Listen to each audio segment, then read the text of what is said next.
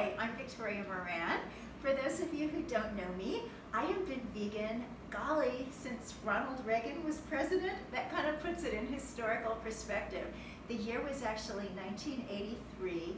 I looked down at my baby girl and thought, I have to raise you vegan, but that means I have to be vegan. And I'd kind of been slipping and sliding for several years before that. It was a little different world back then.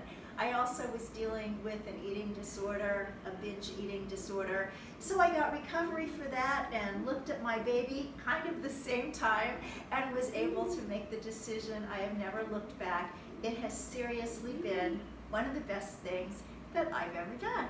So today, fast forward, these 35 years, I'm an author.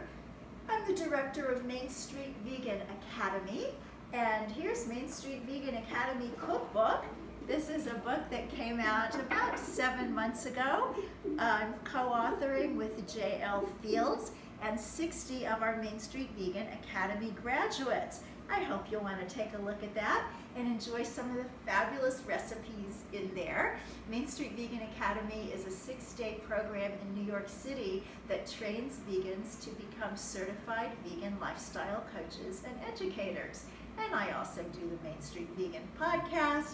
We have a documentary coming soon. That's called A Prayer for Compassion. So there's a lot going on in the world of Main Street Vegan, and I'm sure a lot going on in your world too, so I want to take no more time before getting into the recipe of the day. This is not a recipe that you'll find in the Main Street Vegan Academy cookbook. I wanted to give you something fresh and new and different that you're not going to find there. This is an Ayurvedic chocolate shake. So that means there are lots of wonderful healing spices recommended in Ayurvedic medicine. Ayurveda is the system that Deepak Chopra comes from. It's been around for thousands of years. It grew up alongside yoga, and it's still recognized by the World Health Organization as a viable healing modality. So we're going to start with some almond milk. I'm using the Califia brand because this is one that does not have natural flavors added. There are several brands that have no natural flavors. Another one is called Malk.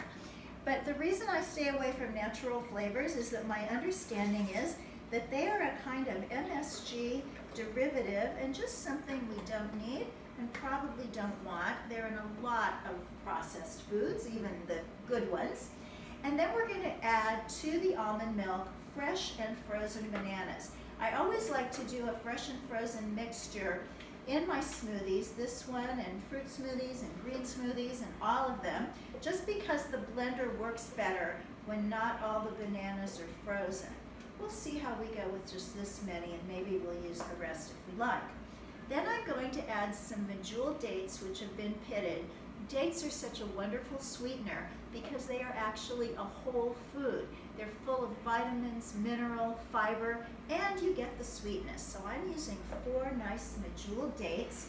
Medjool are the biggest and the softest dates. You can actually use another variety, but then if you're going to put them in a smoothie, you probably want to soak them and soften them up a little bit. Now here we have our cocoa powder or cacao powder if it's raw. You can also use part cocoa and part carob, or actually you could do the whole thing with carob. You know, in the old days we always had chocolate on the list of foods to avoid. But what we've learned now is that cocoa powder actually has a lot to be said for it. It's full of antioxidants. It's when you mix it with the cocoa butter to make candy bars and things like that, you end up getting a little bit more saturated fat than you might want. Cocoa powder doesn't have that problem. I'm using about 2 tablespoons for 16 ounces of milk. Then we're going to put in a couple of tablespoons of ground flax.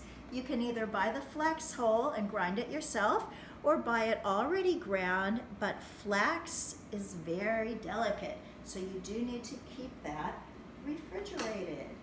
Now here is the fun. This is what is going to make the smoothie special. It's what's going to make it Ayurvedic, and it's what is going to give it all of those wonderful nutrients that we're looking for. So we're going to start with ginger. Now I'm not telling amounts on this because you'll want to do this based on your own taste. This is going to be a different kind of smoothie. Most smoothies don't taste like ginger and some of these Indian spices. So I'm putting about 3/4 of a teaspoon in there for 2 servings. And now we're having some cloves. Less cloves, maybe a 1/4 teaspoon, 1/2 teaspoon for 2 people. Cloves are actually the highest antioxidant spice in common usage. Now we have some nutmeg.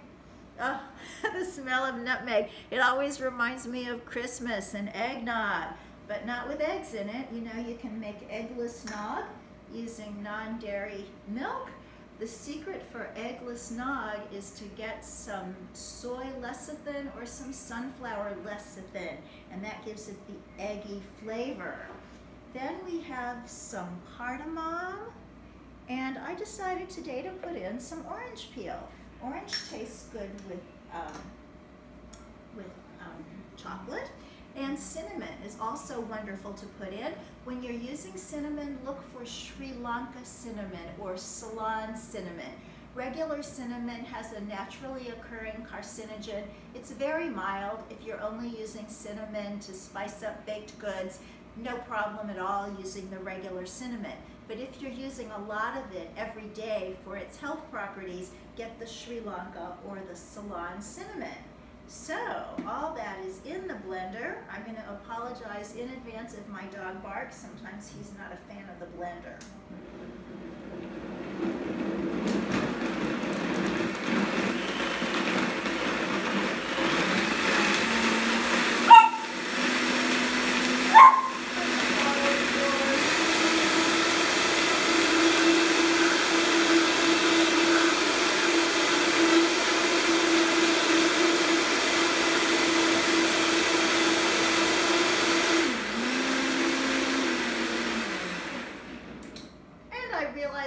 Setup, what I forgot to get were glasses. But you know what I like to do with any kind of smoothie, whether I'm making a green smoothie or a blueberry smoothie. If you don't know yet about wild blueberries, oh my gosh, they're so amazing. They're so high in antioxidants. They're cheaper than fresh blueberries, and they're actually better. So that's often a smoothie that I make in the morning. But whatever kind of smoothie, I always put it in a pretty glass. I put it in a stemmed goblet. I've told people for a long time, you're gonna get the same nutrients whether you put it in a stemmed goblet or a plastic superheroes cup from the Taco Bell, but you're just gonna feel so much better about yourself and your life if you go for the stemmed goblet. So why not? So we have a little bit of time left. I wish you were all here so that I could talk to you in person and we could have some exchange of ideas. I love the plant-based world, the vegan world, because everybody is so smart. We all get so much information about food and nutrition, about animal issues, about the planet, and about the history of this movement. So in closing today, I see I have a couple of more minutes. I just want to give you a tiny history lesson just so that we can know that somebody didn't just think this thing up 30 or 40 years ago. There is history here. The father of vegetarianism is Pythagoras, the guy with the theorem. And in the old days, before the first vegetarian society was founded in England in the mid-1800s, people who didn't eat meat called themselves Pythagoreans.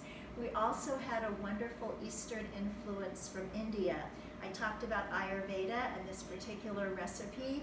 Yoga was really the first nutritional philosophy because the yogis determined that the kind of food that would allow people to sit peacefully in meditation for long periods were the very foods that we talk about today as a plant-based diet. So coming on up through history, we know that in the 1800s there was a great surge of what they used to call food reform with people like Sylvester Graham and a little bit later John Harvey Kellogg.